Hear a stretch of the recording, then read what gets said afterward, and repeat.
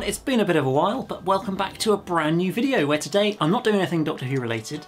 Those videos will come soon. Once Series 11 gets around, I'm sure I'll get back into that a little bit more, but today I'm reviewing another massive TV series at the moment, the Netflix drama. It's 13 Reasons Why Season 2. Now, Season 1 of 13 Reasons Why was fantastic. I thoroughly enjoyed it, but it did have a very firm ending. Hannah had killed herself. We'd seen how that had all played out. Seemingly Bryce had got his comeuppance for the rape scenes, the rape that he'd done, and it seemed to all be fine. And it didn't seem obvious that a second series was needed, or quite what you'd do with a second season. But because it was so popular and it was massive for Netflix, it got a second season. But was the second season any good? So Season 2 focuses on the kind of the fallout of Hannah's suicide. It's set a few months after she's killed herself and released the tapes, and that's all come out. And one of the main focuses of the second season is the trial that sort of you have Hannah Baker's mum against the school, essentially trying to sort of prove that the school caused Hannah to kill herself or didn't help her enough in stopping her kill herself. And that leads us very much through pretty much the whole series, getting each of the different people involved from each of the various tapes kind of brought in for each episode as the kind of narrative way of leading each episode, whereas in the previous series it was each of Hannah's tapes was the sort of narration of the episode. With this, it was each of the people who were sat in and being on trial each day were the ones who were kind of leading that episode and the kind of the focus of the episode. So I thought that was a reasonably good idea and a reasonably good way to kind of give that similar style of having a lot of narration leading the story like we had in each episode of Season 1. I think that was probably the best way they could have found to try and do that again for Season 2. And I think overall that works fairly effectively. There are lots of sort of nice moments and nice thoughts, and it is, I mean, one of the big problems I think with doing the trial and like this is the same thing that happened in Broadchurch Season 2, is that unfortunately a lot of the time trials just aren't that interesting. And we already know pretty much everything that happened, all the key things we already know.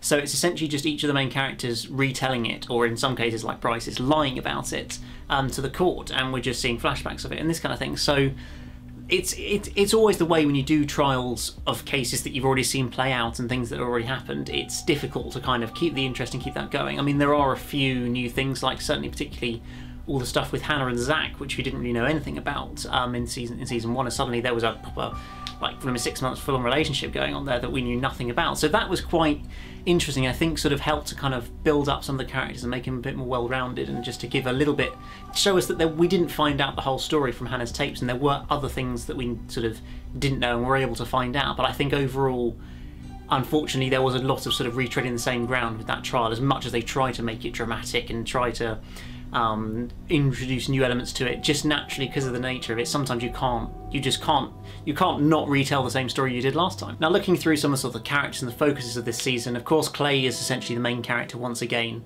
and his kind of trying to deal with Hannah being gone once again, his not very good relationship with Skye early on in the series that's kind of falls apart rather expectedly, I think, because Clay cannot let Hannah go, which is totally fair enough. And I think it's quite an interesting dynamic, an interesting way of bringing Hannah back in. Sort of, she's inside Clay's mind and kind of trying to help Clay out at times, and be quite annoying at times as well.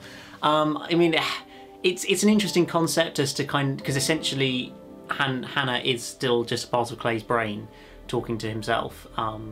And it makes for some nice scenes and nice moments, and I think it does work quite well, particularly when they sort of have the final moments at the end of episode 13.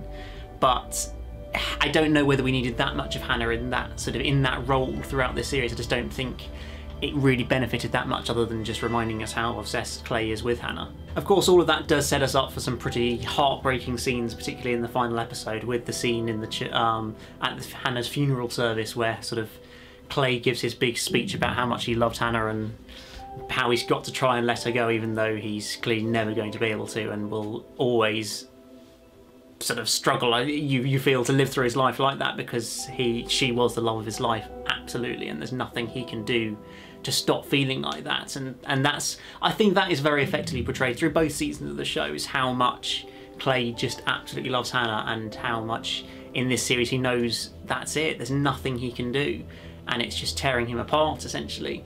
And then we see that sort of absolutely heartbreaking scene at the dance right at the end, towards the end of episode 13, when that song, The Night We Met, comes on again, which is a beautiful song, I love it, but it's such a sad song, and of course we know exactly what it signifies for Clay and the memories that it brings back, and it's just such a moving and heartbreaking scene when he realises it, and then all the sort of people from season 1, they all gather around him because they all know straight away how terrible he's feeling right in that moment and how bad it is for Clay because of the memories it brings back. So it was such a moving scene, I thought, such a brilliant, a really effectively done scene, but such a heartbreaking scene as well, and really kind of, I think, rounded off Clay's sort of arc quite well, that although he tries so hard to let her go, he said in his speech that he let Hannah go, she does walk out of the church in his mind, as it were, and leaves, but still the memories are so strong and there's nothing he can do about that. Of course, one of the other big characters, the kind of, I guess the villain of the whole both seasons really, is Bryce, who is just an utterly horrible person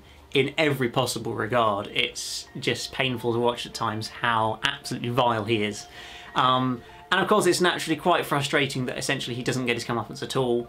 He flat out lies in court, which is just painful to watch, and yet he gets away with it and then only gets 3 months probation for, even though he's been basically proven to have raped Jessica, he just gets 3 months for it and he doesn't even have to go to jail. And it's just really unsatisfying, unfortunately, I find personally, that we've had 2 whole seasons of him kind of nearly getting caught out for it and just not.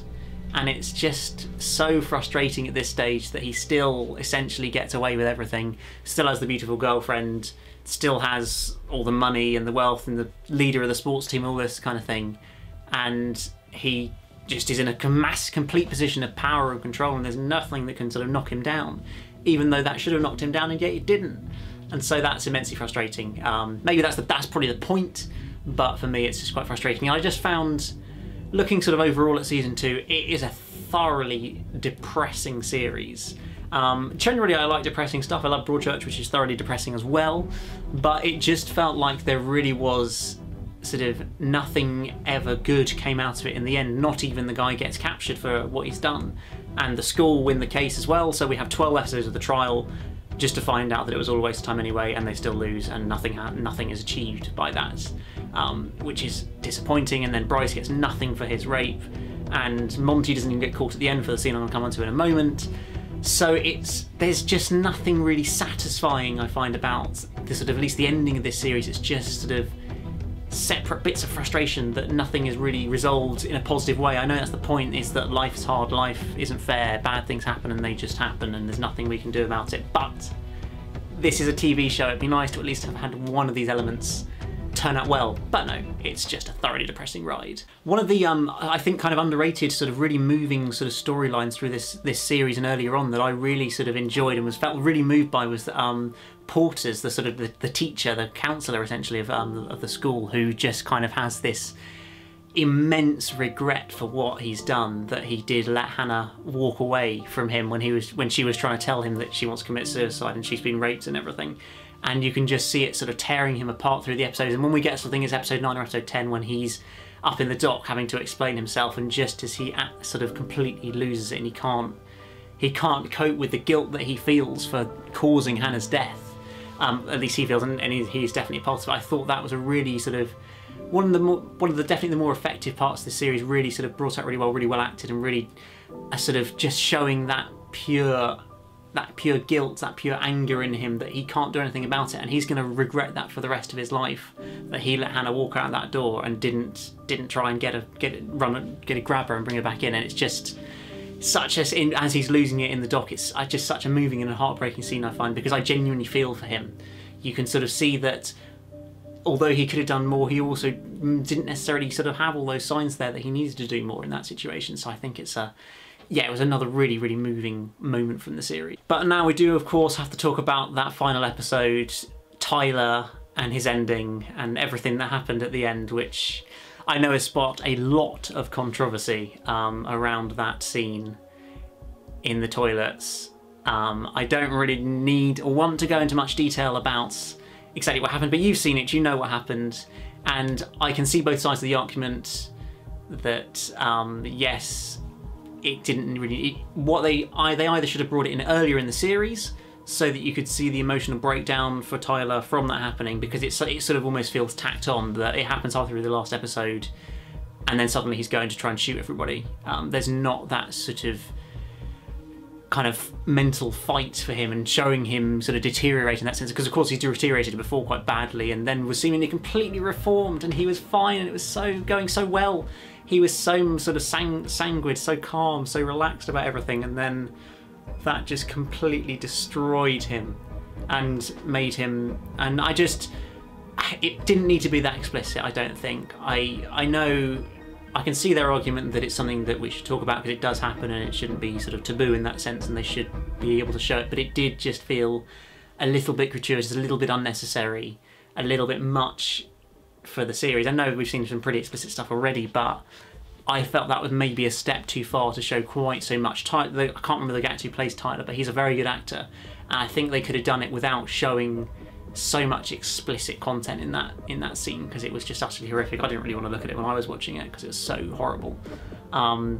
So yeah, it is a really tricky one as to whether that was a good or a bad idea. I can see both sides of the argument, I think, and it was, but I think it definitely was too late in the series to put it in, and then to suddenly progress straight away to him wanting to go and shoot everybody.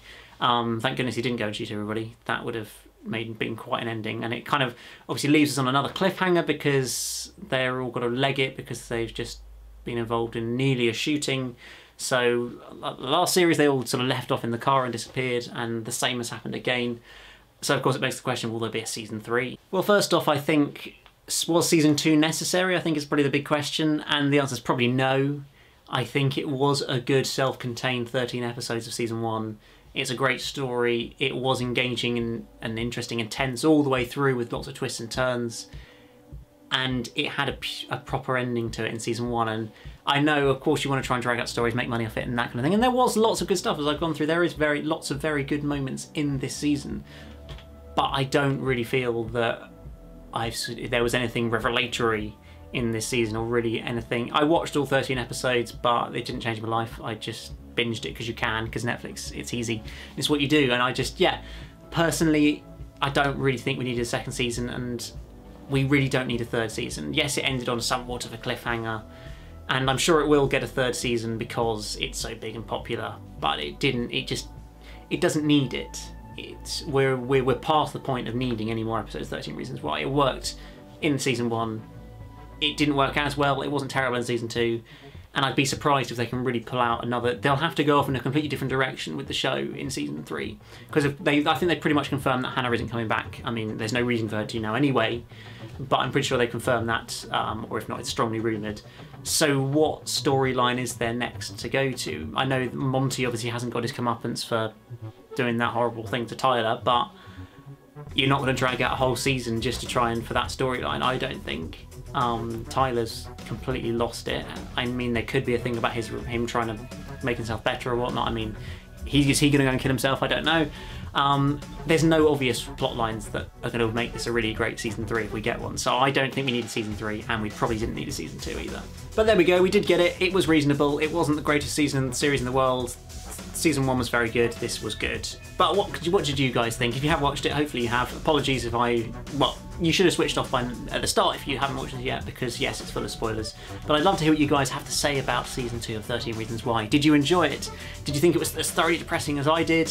Do you think there needs a season 3? Do we even need this second season? What did you think of the last episode and those controversial scenes towards the end? Love to hear what you guys have to say about it. But other than that, guys, remember to like this video, hit subscribe if you're new here, and I'll see you again very soon for another video. Goodbye.